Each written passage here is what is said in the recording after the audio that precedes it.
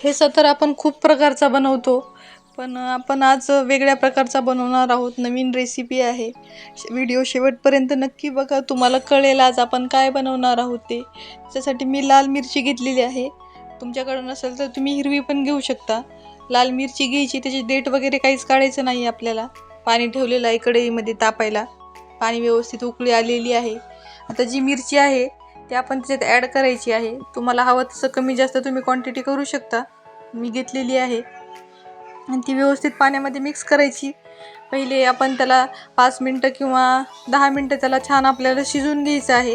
हळूहळू मिरची फुगायला लागते आणि लालच्याऐवजी तुम्ही हिरवी मिरची पण वापरू शकता. दोन्ही पण छान लागतं. माझ्याकडे अवेलेबल होती म्हणून मी लाल घेतलेली आहे आणि त्याला आपल्याला 5 मिनटं झाकून ठेवायचं आहे. 5 मिनटं झाकून ठेवल्याच्या नंतर मिरची छान फुगते पण आणि व्यवस्थित शिजते पण. आता बघा आपली मिरची रेडी आहे. तुम्ही बघू शकता छान फुगलेली आहे मिरची.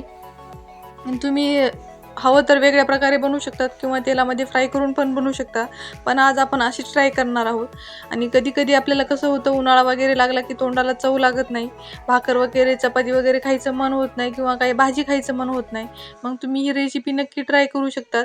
आता व्यवस्थित पाण्यातून मिरची काढून घ्यायची, आपल्याला पूर्ण त्यातलं पाणी निथळून घ्यायचं.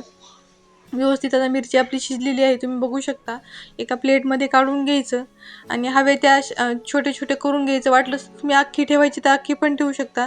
मी त्याचे 2-2 असे पीस करून घेणार आहे. छोटं छोटं थोडंसं कट करून घेणार आहे आणि तुम्हाला जर नको असेल तर तुम्ही तशीच वापरू शकता किंवा मग अजून छोटी बारीक साईज करू शकता.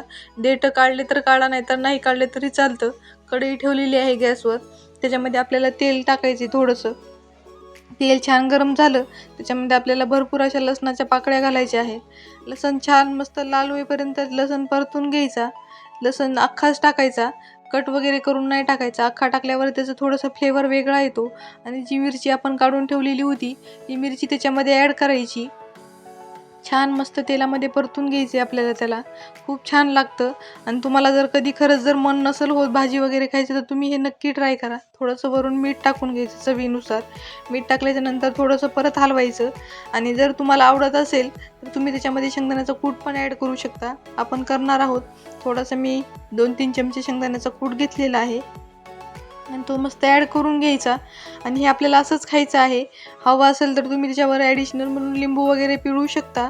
तर आपली ही अशी मस्त मिरचीची भाजी म्हणा किंवा मिरचीचा ठेचा म्हणा, अख्ख्या मिरचीचा असं म्हणू शकता. खायला खूप छान लागतं आणि रेसिपी खूप साधी सोपी आहे, झटपट होणारी आहे, कमी वेळेत होणार आहे, कमी साहित्य आहे. कशी वाटली नक्की कमेंट करा. आणि आपली रेसिपी तुम्ही कुठून बघताय हे सांगा मला, कोणत्या गावावरून बघताय, म्हणजे मला पण कळल की माझा व्हिडिओ कुठपर्यंत जात आहे ते. Thank you so much.